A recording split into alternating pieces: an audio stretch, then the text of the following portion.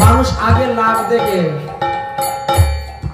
তারপরে ব্যবসায় নামতে যায়, হরিভজন করতে যায়, তাই না? পদকর্তা বলছেন হরি নাম সে তেরা কাম হি বনেগা, হরি নাম সে তেরা কাম হি বনেগা। আচ্ছা, ভগবানের নাম নিলে কি কি কাম হয় জানেন? আপনি যখন ঔষধ খাবেন, ঔষধ খাওয়ার সময় ঔষধটা হাতে নিয়ে বলবেন বিষ্ণুবে নমঃ, খেয়ে নেবেন। ঔষধে চিন্তয়েৎ বিষ্ণু, ওই ঔষধটা কিন্তু আপনার কাজ করবে। অনেক সময় দেখবেন ঔষধ খেয়ে কাজ হয় না, ওই ঔষধটাই যখন আপনি বিষ্ণুবে নমঃ বলে খাবেন তখন আপনার কাম হয়ে যাবে। ঔষধে চিন্তয়েৎ বিষ্ণু। ভোজনেশ্চ জনার্দনম, যখন আপনি ভোজন করতে বসবেন তখন জনার্দনায় নমঃ বলে অন্নটা মুখে দিবেন। ওই অন্নের গুণ আপনি লাভ করতে পারবেন, আপনার দেহে বল বীর্য পুষ্টি বৃদ্ধি হবে। ভোজনে জনার্দন। রাত্রিবেলা যখন ঘুমাবেন, ঘুমানোর সময় বালিশের মধ্যে মাথা দিয়ে প্রণাম করে বলবেন পদ্মনাভায় নমঃ বলে আপনি ঘুমাবেন। কোন উল্টা পাল্টা স্বপ্ন দেখবেন না, কোন আজে বাজে স্বপ্ন দেখবেন না, কুস্বপ্ন দেখবেন না। দেখেন ভগবানের নামে কিরকম কাম হয়। ঔষধে চিন্তয়েৎ বিষ্ণু, ভোজনেশ্চ জনার্দনম, শয়নে পদ্মনাভাশ্চ, বিবাহে চ প্রজাপতি। যে সমস্ত লোকের বিয়ে হয় না, বিয়ে ভেঙে যায়, আসে এসে কন্যা দেখে যায়, পাত্র দেখে যায়, আলোচনা করে আর পায় না, প্রজাপতয়ে নমঃ, প্রজাপতয়ে নমঃ জপ করুন, দেখবেন বিবাহ হয়ে যাবে। যুদ্ধে চক্রধরম দেবম, আপনি ফুটবল খেলতে যাচ্ছেন, ক্রিকেট খেলতে যাচ্ছেন, লড়াই করতে যাচ্ছেন, কুস্তি করতে যাচ্ছেন, কোর্ট কাচারি মামলা মোকদ্দমা সর্বত্র আপনার জয়লাভ হবে যদি আপনি চক্রধরায় নমঃ, চক্রধরায় নমঃ জপ করেন। আপনি পরীক্ষার ইন্টারভিউ দিতে যাচ্ছেন, চক্রধরায় নমঃ জপ করে যান, আপনার জব লেগে যাবে। যুদ্ধে চক্রধর দেবম, প্রবাসে তো ত্রিবিক্রমম, আপনি বিদেশ যাওয়ার জন্য রওনা হয়েছেন, ঘর থেকে বেরোবার সময় যেই নাকে দিয়ে পরিষ্কার শ্বাস বেরোচ্ছে, সেই পাটা আগে ঘরের বাইরে দিয়ে বলবেন ত্রিবিক্রমায় নমঃ। আপনি আপনার বিদেশে গন্তব্য স্থানে পৌঁছে যাবেন, রাস্তায় কোনো দুর্ঘটনা হবে না, কোনো অ্যাক্সিডেন্ট হবে না। তাই দেখেন প্রবাসে ত্রিবিক্রমম। নারায়ণম তনুত্যাগে, কেউ যদি দেখেন মরে যাচ্ছে, তার কাছে বসে হরে কৃষ্ণ মহামন্ত্র জপ করুন, নারায়ণ নারায়ণ হরি হরি বলুন, হায় হায় বলবেন না। আসন্ন মৃত্যুর সময় নারায়ণ নাম জপ নিলে কি লাভ হয় দেখেন। অজামিলের চরিত্র। এগুলোই আমরা বলবো, শুনতে পারবেন। নামাবাসে যে মুক্তি হয়, তাহলে নারায়ণম তরুৎপারে শ্রীধরম প্রিয় সঙ্গমে। ওই স্বামী স্ত্রীর মধ্যে যদি ঝগড়া হয়, কলহ হয়, তো শ্রীধরায় নম জপ করবেন, আবার আপোষ হয়ে যাবে। অনেকে রাগ করে না, না আমি খাবো না, তুমি আমাকে এত বলেছো, আমি বাপের বাড়ি চলে যাচ্ছি। তখন স্বামীর কর্তব্য হলো তখন শ্রীধরায় নম জপ করবে, স্ত্রীর রাগ মাটি হয়ে যাবে, জল হয়ে যাবে। তাই স্বামী স্ত্রীর মধ্যে ঝগড়াঝাটি হলে শ্রীধরায় নম। কাননে নরসিংহচ্চ, যদি আপনি কোনো বন জঙ্গলে যান, তাহলে আপনি নরসিংহায় বলবেন। তাহলে ওই কাননে যে ভূত প্রেরক অপদেবতা আছে, তাতে কোনো ক্ষতি করতে পারবে না। পর্বতে রঘুনন্দনম, আপনি পাহাড়ে উঠতেছেন, রঘুনন্দনায় নম বলবেন, আপনার কষ্ট হবে না, ক্লান্তি হবে না। যদি 84 ব্রজমণ্ডল পরিক্রমা করতে যান, কেদারনাথের পাহাড়ে উঠতে গেলে কিন্তু 400টা সিঁড়ি বাইতে হবে, তখন আপনি রঘুনন্দনায় নম বলে বলে উঠবেন, আপনার কষ্ট হবে না। বর্ষায় গেলেও 236টা সিঁড়ি বাইতে হয়। ওই বৃদ্ধ বয়সে গেলে পরে তো মুশকিল, হার্ট অ্যাটাক করে নেবেন আধা রাস্তায়। তাই অল্প বয়সে তীর্থ ভ্রমণ করতে হয়। রঘুনন্দনায় নম বলবেন, দেখবেন আপনি আরামসে উঠে যাচ্ছেন, কষ্ট হচ্ছে না। যদি নদীপথে কোথায় যান, নৌকাতে উঠার সময়, জাহাজে, লঞ্চে, স্টিমারে, ফেরিতে উঠবেন,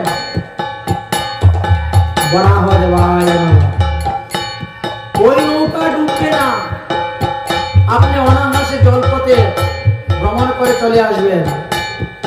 বরাহ দেবায় নমঃ। আর যদি দেখেন কারো বাড়ি আগুন লেগেছে, তাহলে জলসাইয়ে নম বলে জলের ছিটা মারবেন, আগুন নিভে যাবে। আপনারা যারা রান্না করেন মহিলারা, ওই রান্না করতে করতে যখন দেখবেন কড়াই ছেক লেগে যাবে, জলসাইয়ে নম বলে ফু দিবেন, দেখবেন ফুসকা করবে না, ফুসা উঠবে না। এমন মহিমা মন্ত্রের। এই জন্যই তো বলছেন, হরি নাম সে তেরা কাম হি বনেগা, হরি নাম সে তেরা কাম হি বনেগা, হরি নাম হি তেরা সাথী চলেগা। হরি নামই তো আমাদের সঙ্গে যাবে, আর তো বাড়ি ঘর সব এখানে করে থাকবে। হরি নাম সে তেরা কাম হি বনেগা, হরি নাম হি তেরা সাথী চলেগা, হরি নাম লেনে वाला, हरि नाम लेने वाला, हरि का प्यारा, हरि का भजन करो, हरि है हमारा, हरि का भजन करो, हरि है तुम्हारा। बोले हरि तो अनंत अनंत नाम, तो আমি কোন নামে হরির ভজন করব?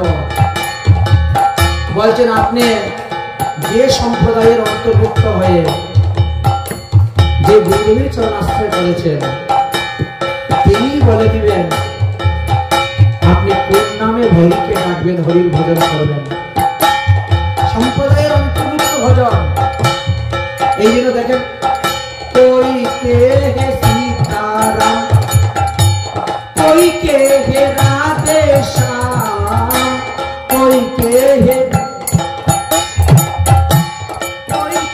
है राधे श्याम, कोई गिरधारी गोपाल, कोई राधा माधव लाल, कोई गिरधारी गोपाल, कोई राधा माधव लाल,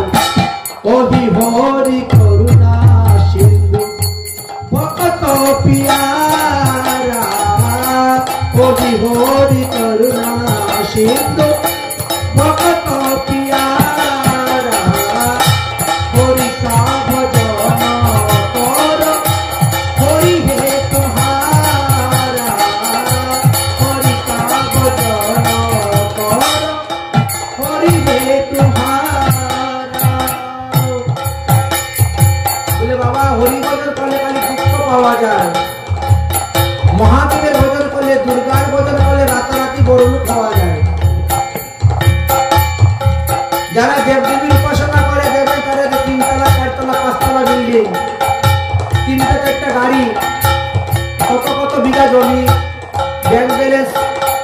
আর যারা কৃষ্ণ ভজন করে না, দিন দিন খালি গরিব হয়। এই হরি ভজন করে লাভ নেই। আরে বাবা, হরি কি মনে করেন? হরি মনে করেন যে এই বেচারা এই জন্যেই সমস্ত পাপ থেকে উদ্ধার হয়ে যাক, এই জন্যই তার প্রারব্ধ কর্ম শেষ হয়ে যাক, আর তো তাকে আসতে হবে না। এই জন্য বলে সুখ দুঃখ বুঝে যা, কপালে লিখা যা, সব মিটাইয়া যা, আর আসতে হবে না। মা দুর্গা কি করবেন? 10 হাতে দিবেন, আবার আয় আবার আয়, পুনরূপী জননম পুনরূপী মরণম, বারবার জন্মগ্রহণ করবেন, বারবার মরবেন, আর বারবার আসবেন। এই জন্য দেবদেবীরা 10 হাতে ঠেলে দেয় ধন। আর ভগবান বলে আমি ধন দিব না। আরে মূর্খ, তুই আমাকে বিষয় কেন চাচ্ছিস? আমি বিষয় দিব না, সচরণ কামৃত দিয়ে বিষয় ভুলাইব। এই জন্য অতএব দুঃখ দিলেও মনে করবেন এটা পূর্বজন্মের প্রারব্ধ কর্মফল। তবুও দেবদেবীর পূজা করতে যাবেন না, এগুলা কর্মকাণ্ড। কর্মকাণ্ড বিষের ভাণ্ড। অমৃত বলিয়া যেবা খায়, নানা যদি সদা পেয়ে কদর্য ভক্ষণ করে, তার জন্ম অধিক পথে যায়।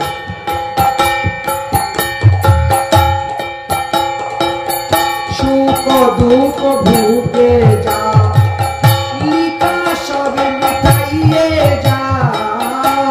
সুখ দুঃখ ভুগে যাও, লিখা সবে মিটাইয়ে যাও। হরিগুণ গাতে যাও, হরিকো মানাতে যাও।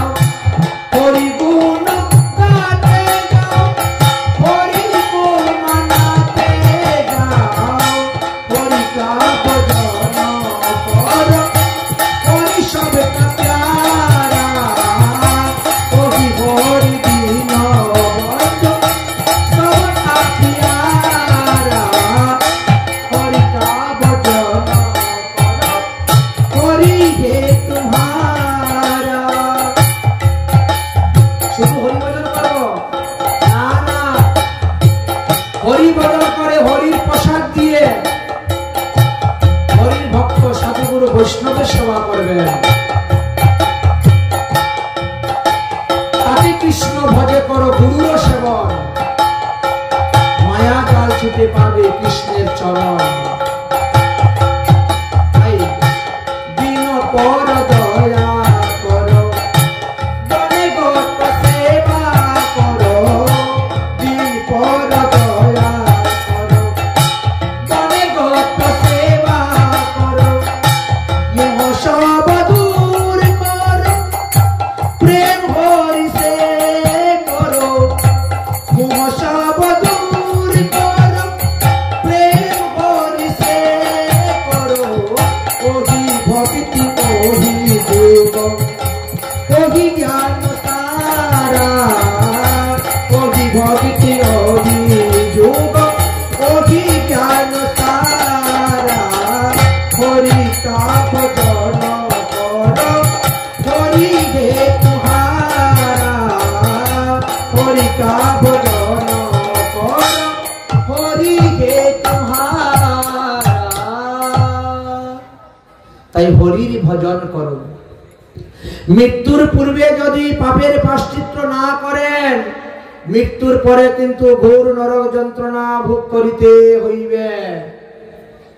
আমরা যখন মারা যাই, মারা যাওয়ার পর দাহ সংস্কার করা হয়তো, তো শরীরকে পুড়িয়ে ছাই করবেন, কিন্তু পাপ পুণ্য কি পুড়িয়ে ছাই করা যায়?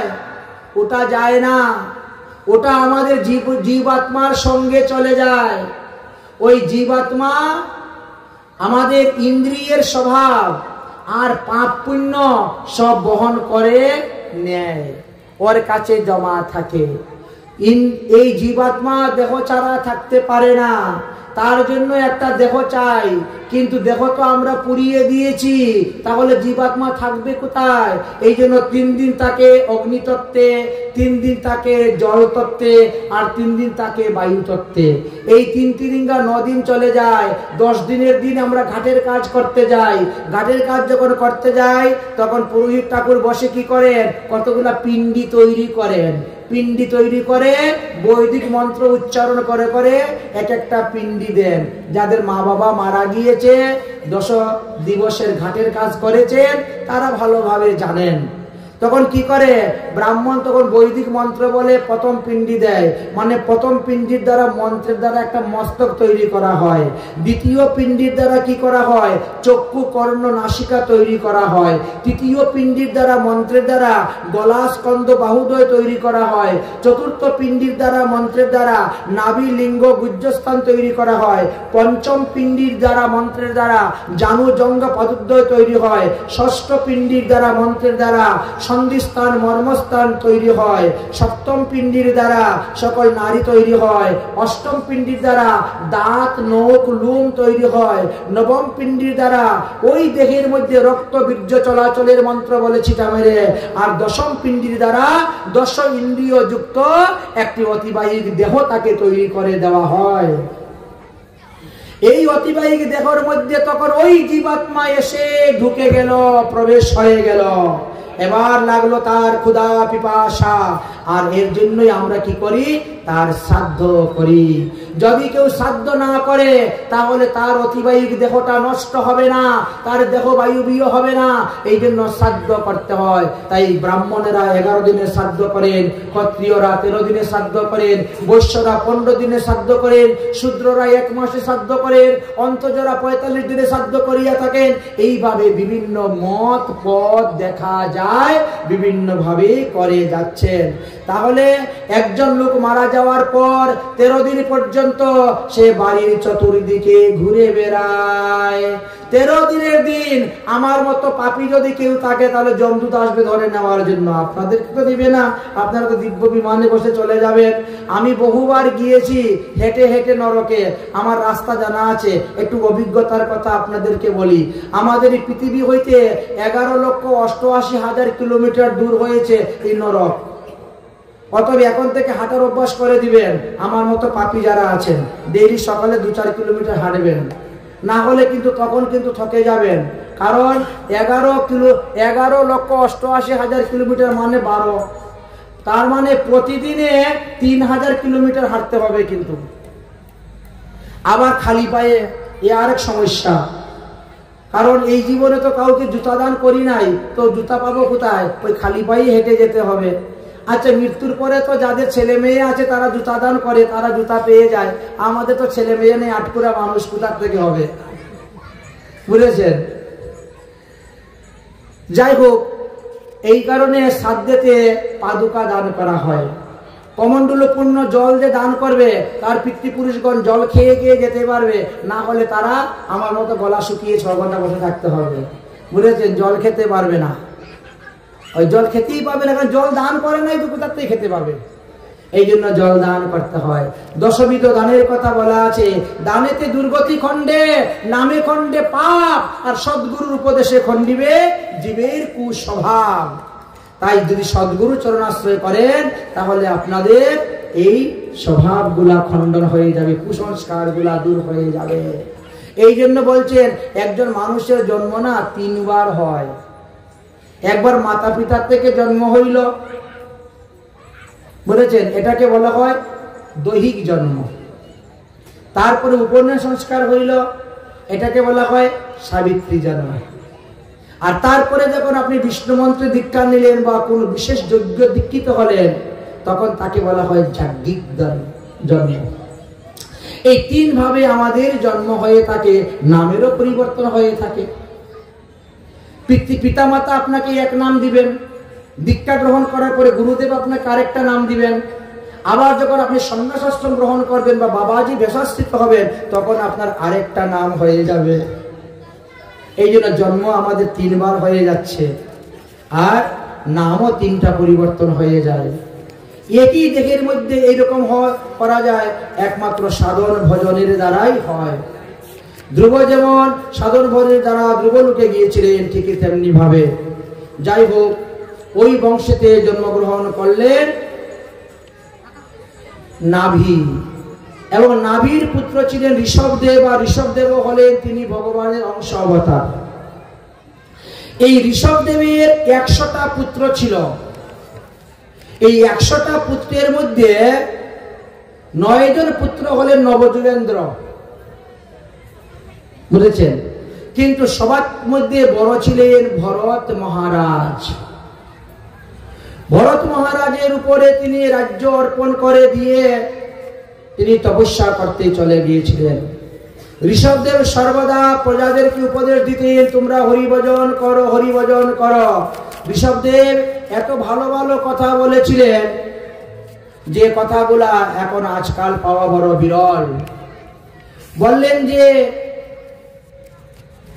গুরু ন শাশ্বত, মানে কানের মধ্যে ফু দিলেই গুরু হয় না। যে গুরুদেব ভগবান পদপদ্ম লাভ করার উপায় বলে দেন না, সেই গুরু গুরু নয়।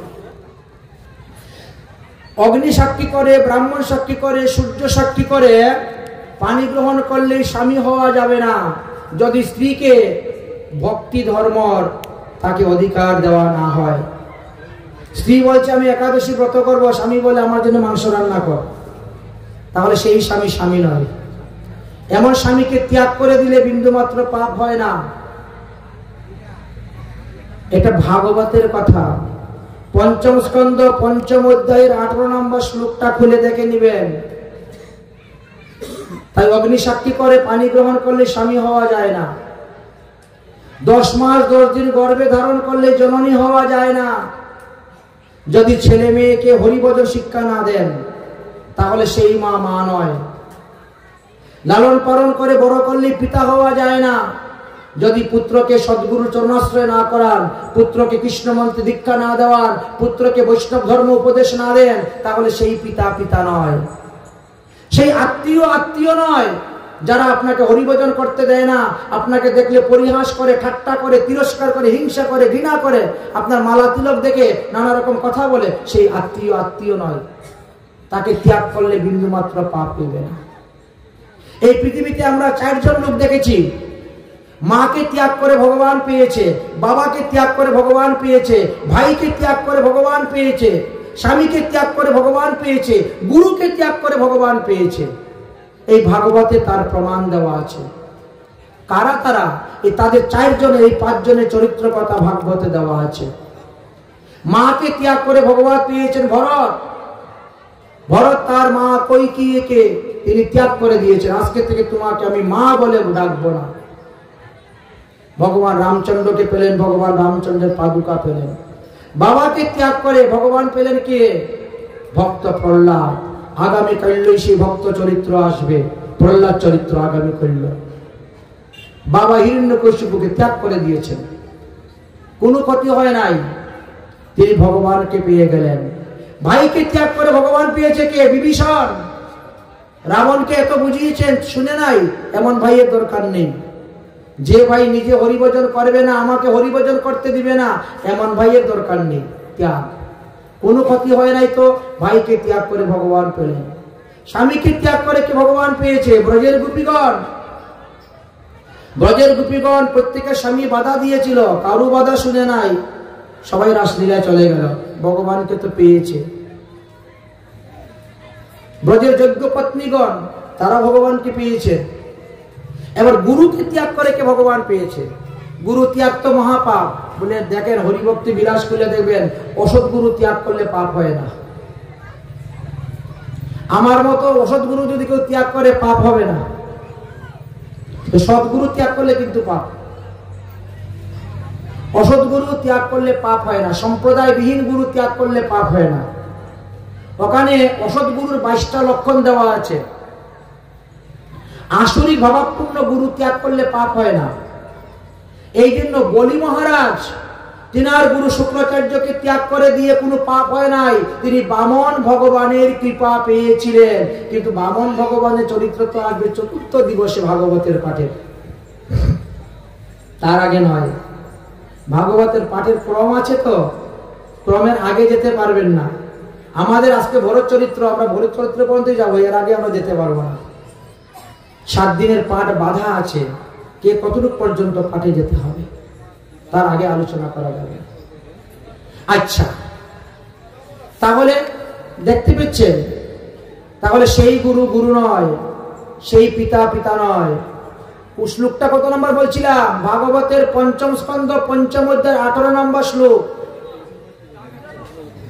আপনারা লক্ষ্য করে দেখবেন, সেখানে আলোচনা করা আছে। যাই হোক, এইভাবে তিনি উপদেশ দিয়েছিলেন। অতঃপর তিনি ভরতকে রাজগদ্দিতে বসালেন, রাজা করলেন। আচ্ছা, ভরত মহাশয় তিনিও বিবাহ করলেন, বহু পুত্র সন্তান কন্যা সন্তান জন্ম হলো। বৃদ্ধ বয়সে তাদের উপর রাজ্যভার দিয়ে তিনিও চলে গেলেন হরিভজন করতে। আর হরিভজন করতে গিয়ে হরির ভজনে লেগে গেলেন। একটু ভালো করে লক্ষ্য করুন, আজকালকার মানুষরা পুরো শখ করে কুকুর পালে, ঘরের ভিতরে কুকুর পুষে 30,000 40,000 টাকা দিয়ে কুকুর কিনে আনে, এনে পালন করে। ডেইলি সকালে তাকে নিয়ে ঘুরতে যায়, বেড়াতে যায়।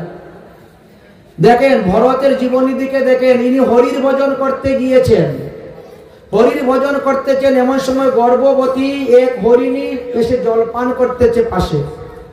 এমন সময় সিংহে গর্জন করেছে, সিংহের গর্জন চলে নিজের প্রাণ রক্ষার জন্য যখন লাফ মেরেছে, গর্ভস্থ সন্তান প্রসব হয়ে জলের মধ্যে পড়ে গেছে। ভরত মহাশয় ওই জলে ভাসে যাচ্ছে, জলের স্রোতে তাকে ধরে নিয়ে আসলেন। আর এনে তাকে লালন পালন করতে গিয়ে তার উপরে মোহ জন্মে গেল, আমি তার মা, আমি তার বাবা, তার তো আর কেউ নেই এই জগতে। এই মোহের কারণে তিনি হরিণের চিন্তা করতে করতে মারা গিয়েছিলেন বলে পরজন্মে হরিণ হয়েছেন। তাই যারা কুকুরের চিন্তা করে করে মারা যাবেন, তারা পরজন্মে কুকুর হবেন। উপায় নেই। জং জং ব্যাপী স্মরণম তেজান্তে কলেবরম। যে যার চিন্তা, যাকে বেশি ভালোবাসবেন, যার প্রতি বেশি আসক্তি হবে, আর তার চিন্তা করে মরবেন, তাহলে বাস। স্থির চিন্তা করে মারা গেছেন বলে পুরঞ্জন পরজন্মে নারী হয়ে জন্মগ্রহণ করেছেন। পুরঞ্জনী, পুরঞ্জন তো পুরুষের নাম, কিন্তু স্ত্রী চিন্তা করতে করতে মারা গেছেন বলে পরজন্মে তিনি নারী হয়ে জন্মগ্রহণ করলেন। তিনি আরেক জায়গায় বিবাহ হলো, কি করবেন উপায়? এই জন্য হরির চিন্তা করে মানেন, হরি কথা আসে। ভরত জন্মগ্রহণ করলেন, কিন্তু জাতিস্মর ছিলেন। এই জন্য পূর্বজন্মের কথা তিনি মনে আছে, পূর্বজন্ম আমি ভুল করেছি, এই জন্য ভুল করব না। তাই হরিণ জন্ম তিনি হরিভজন করেছেন। সাধু ঋষি মুনি ঋষিদের ঘরে থেকে বসে বসে মাদুকুরি করে খেতেন, ভিক্ষা করে।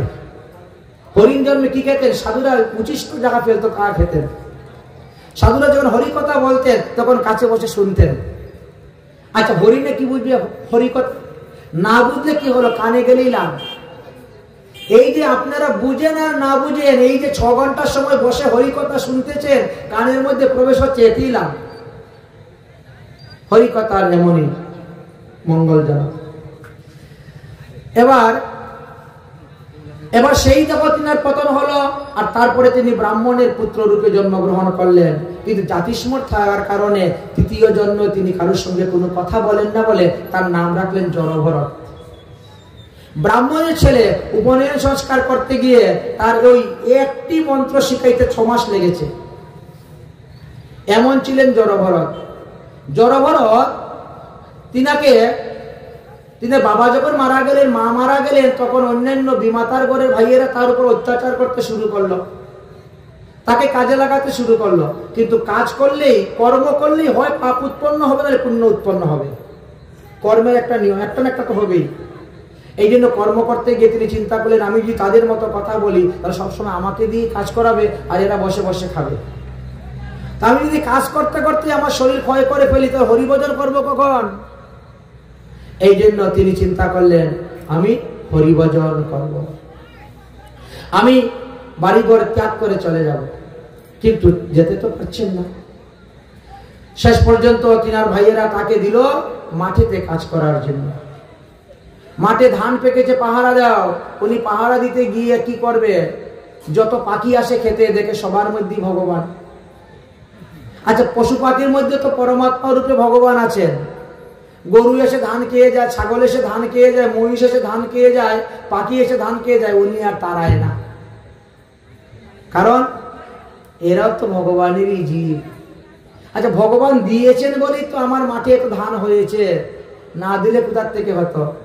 তাই তিনি বলে, রামজি কা চিড়িয়া রামজি কা খেত, খারে চিড়িয়া ভর ভর পেট। ভগবানের জিনিস ভগবানের দেওয়া খেয়ে। ভাইয়েরা এসে যখন দেখলো তখন তিনাকে ক্রুদ্ধ হলো, ক্রুদ্ধ হয়ে তাকে কুপ্রহার করে তাকে বিদায় করে দিলেন। তিনার মনে দুঃখ হয়ে গেল। এব সংসার তেজি পরময়ানন্দে মজি, আর কবে ব্রজপুরে যাব, আর কবে ব্রজপুরে যাব, সুখময় বৃন্দাবন কবে কবে দর্শন, সেই ভুলা মাগব কবে গায়, সেই ধুলা মাগব কবে গায়। প্রেমে বদ বদ হইয়া রাধা কৃষ্ণ নাম লইয়া, কাঁদিয়াবে রাব যুবরায়, কাঁদিয়াবে রাব যুবরায়। আর থাকবো না সংসারে, আর সংসারে থাকবো না। তাই সংসার ত্যাগ করে তিনি রওনা হয়ে গেলেন, বৃন্দাবনের দিকে যাবেন। কিন্তু দুর্ভাগ্য এমনই, কিছু দূর যাওয়ার পরে ঘন জঙ্গল পড়ল, আর সেই জঙ্গলে একদল ডাকাত উনাকে ধরে ফেলল।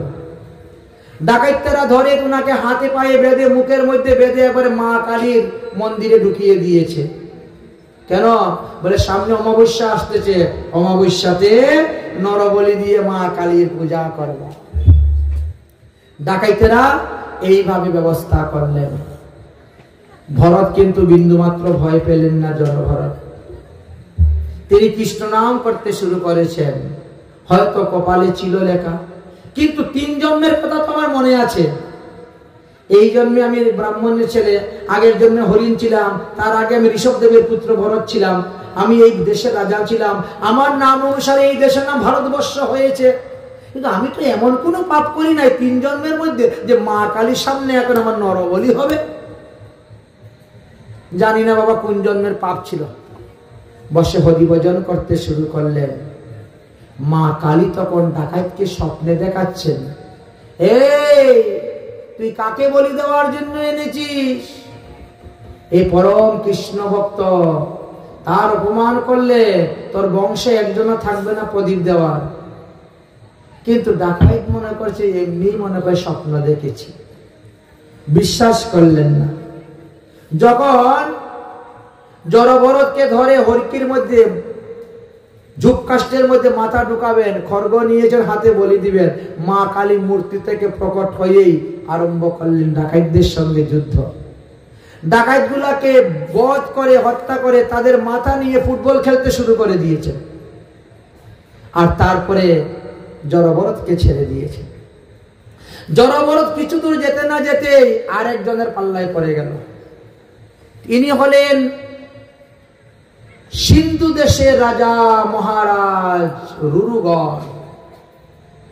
সিন্ধু দেশের রাজা এখন রঘুগণ, তিনি রওনা হয়েছেন পালকির মধ্যে করে যাবেন কপিল ভগবানের কাছ থেকে দীক্ষা নেওয়ার জন্য। আমরা অনেক সময় যাই না, বড় গুরু দেখে, বড় বিল্ডিং দেখে, বড় মন্দির দেখে, বড় মহান্ত দেখে দীক্ষা নিতে যাই। তো তিনার ইচ্ছা হলো আমি কপিল ভগবানের কাছ থেকে দীক্ষা নিব। তো তিনি যখন রওনা হয়েছেন কপিল ভগবানের দীক্ষা নিয়ে, রাজা তো রাজা এক পালকির মধ্যে বসেছেন, আর 4 জন লোকে ওনাকে কাঁধে করে বহন করে নিয়ে যাচ্ছে কপিল ভগবানের কাছে যাবেন দীক্ষা নিতে। কিছু দূর যাওয়ার পরে একজন লোকের জ্বর এসে গেছে, অসুস্থ। সে বলছে আমি আর পালকি বইতে পারবো না, আমার জ্বর এসে গেছে। রাজা রঘুবর বলছেন তাহলে যাও জঙ্গলে যাকে পাবে তাকে ধরে নিয়ে আসো। গিয়ে জড়ভরতকে পেয়েছে, জড়ভরতকে ধরে এই পালকি বহন করতে হবে, চল। ঠিক আছে চলো। কারণ আমি যখন রাজা ছিলাম তখন তো আমি কত ঘোড়ার পিঠে চড়েছি, কত হাতির পিঠে চড়েছি, কত লোকের কাঁধে চড়েছি, আমিও তো পালকিতে বহন করে লুকে গেছে। আমি যদি এখন আরেকজনের পালকি বহন করি তাহলে আমার পূর্বজন্মের প্রারব্ধ কর্ম কেটে যাবে। এই জন্য তিনি পালকি বহন করতে গেলেন। কিন্তু পালকি বহন করতে গেলেও তিনার তো একটা স্বভাব আছে, উনি জেনে বুঝে কোনো প্রাণী হত্যা করবেন না, মানে একটা পিপিলিকাও মারবেন না, একটা মশাও মারবেন না তারপরে দিয়ে, এরকম লোক। তো যখনই দেখেন পিপিলিকা যাচ্ছে দেন একটা লাভ।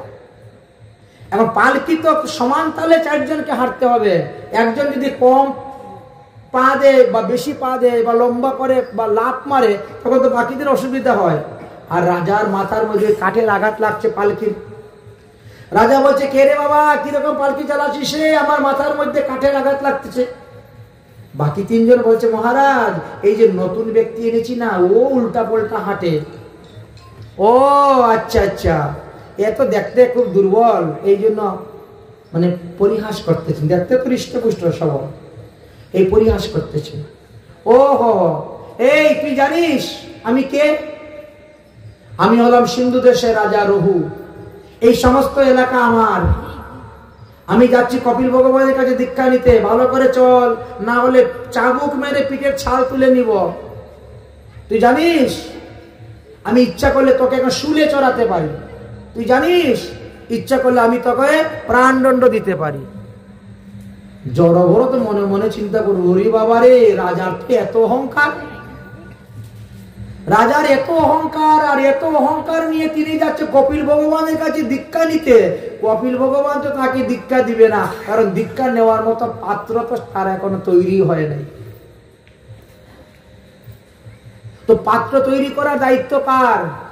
পাত্র তৈরি করার দায়িত্ব হলে আপনাদের মতো সাধুদের। সাধুদের কাজ হলো পাত্র তৈরি করা, অপাত্রকে পাত্র তৈরি করা, অযোগ্য ব্যক্তিকে যোগ্য প্রদান করা, অসুচিকে শুচি, অপবিত্র ব্যক্তিকে পবিত্র করার কাজ হলো সাধুদের। জড়ভরত মনে মনে চিন্তা করলেন, আমি যদি কাঁধে করে পালকি করে বহন করে নিয়ে কপিল ভগবানের কাছে যাই, কপিল ভগবান সবার আগে আমার কানটা ধরবে। এই জড়ভরত, যাকে 7 দিন ধরে কাঁধে করে বইয়ে নিয়ে আসলে, তো এর কথা শুনে তো বুঝে নিলে যে এ পাত্র নয়, অপাত্র। তো 7 দিনের মধ্যে তাকে পাত্র বানাইতে পারলে না। তাই কোন গুরুদেবের কাছে যদি কেউ দীক্ষা নিতে কাউকে যায়, নিয়ে যায়, তাহলে আগে পাত্র বানিয়ে নিয়ে যাবেন গুরুদেবের কাছে, অপাত্র নিয়ে যাবেন না, তাহলে নিজেই কানমূলা খাবেন, কিন্তু গুরুদেব কিন্তু ছাড়বেন না। জড়ভরত চিন্তা করলেন, আমাকে উদ্দেশ্য করে সমস্ত সাধু সমাজের কলঙ্ক হবে, অতএব জীবনে এতদিন কথা বলি নাই, কিন্তু আজকে আমি কথা বলবো রাজার সঙ্গে। হে রাজা, তুমি সব জানো না, কিন্তু যত কিছু জানো, হরিভজন যদি না জানো তাহলে সব বেকার। হরি না ভজিয়া লাখ জানো যদি, সে জানাকে বলো ছাই। হরি না জানিয়া লাখ জানো যদি, সে জানাকে বলো ছাই। সজানা কেবল ছাই, আর মরার পরে এক মুঠি ছাই হবে, আর কিচ্ছু হবে না। অতএব হরিকে আগে জানো, তবে তোমার কল্যাণ হবে। তুমি দীক্ষা নিতে যাচ্ছ, তোমার গলার মধ্যে একটা তুলসীর মালা নাই, তুমি সোনার চেইন গলার মধ্যে, হাতের 10টা আঙ্গুলের মধ্যে 10টা আংটি, এক একটার মধ্যে এক এক রকমের পাথর লাগানো আছে, হাতের মধ্যে ঘড়ি দেওয়া আছে, পায়ের মধ্যে পাদুকা পরা আছে, ধুলায় ঘুরায় ঘুরে বেড়াচ্ছ। তুমি কি মনে করো ওই 5 ভরি সোনা গলায় দিয়েছে বলে জমে তোমাকে ছেড়ে দিবে? ছাড়বে না। এবার সোনায় রূপায় জড়িয়া থাকিলে জমে না ছাড়িবে তাই, এবার জমে না ছাড়িবে তাই।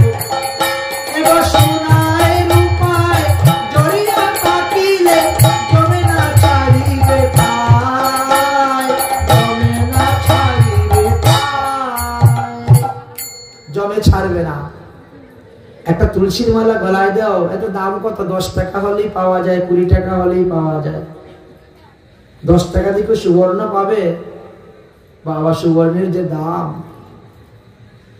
অথচ দেখেন 10 টাকা তুলসী মালা গলায় থাকলে জমের দূতেরা আপনার ধারে কাছেও আসবে না, আপনাকে নরকে যেতে হবে না। তাই হরি না জানিয়ে লাখো জনে কি লাভ হবে?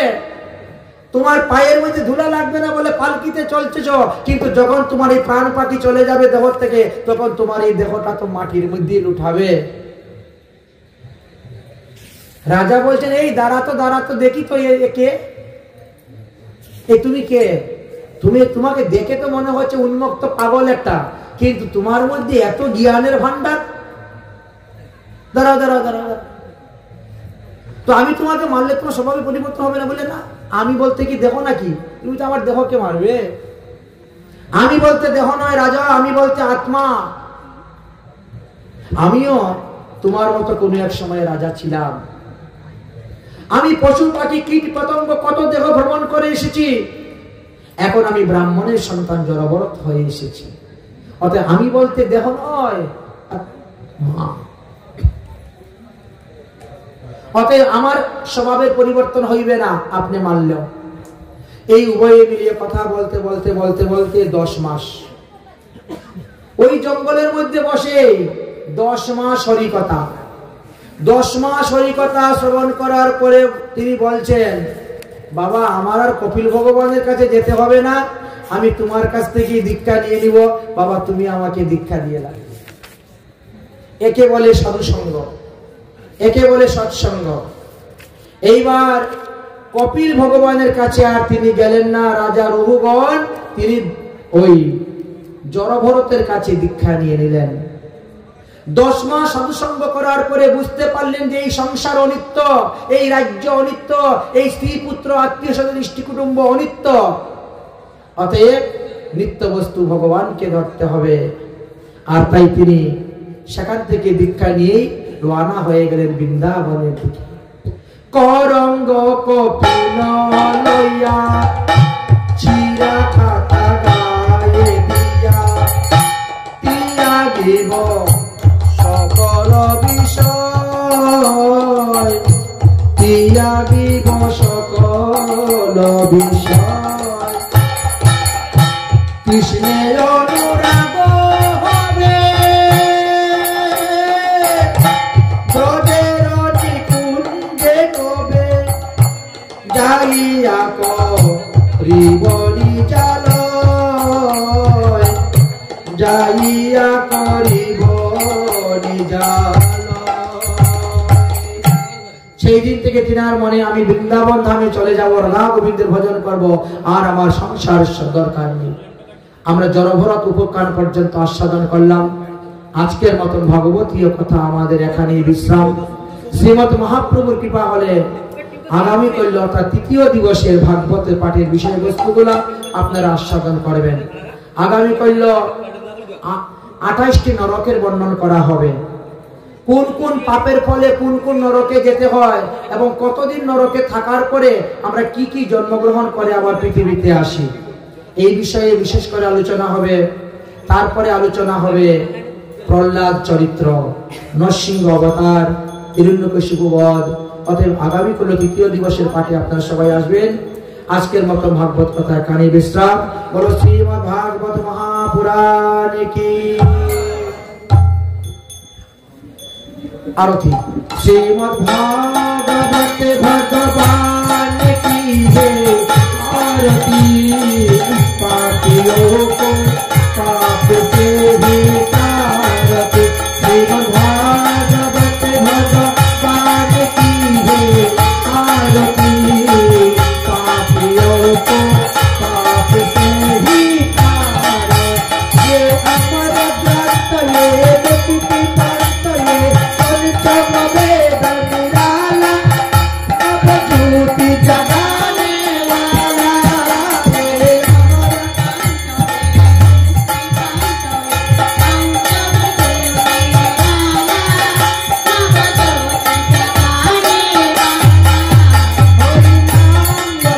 हरि धाम हरि हरि नाम हरि धाम ये जगत मंगल की आरती।